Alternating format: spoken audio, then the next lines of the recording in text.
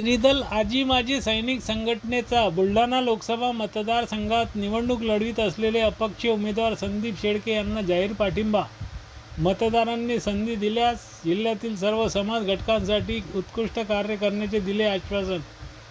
आजी माजी सैनिक संघटनेचे मानले आभार.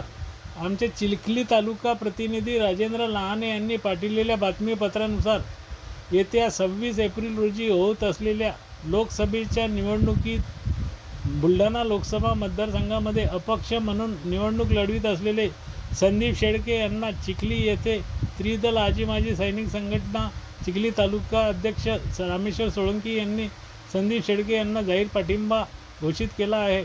यावेळी संदीप शेळके यांनी आपण माजी सैनिकांसाठी खासदार झाल्यावर चांगल्या प्रकारचे काम करणार असे आश्वासन दिले.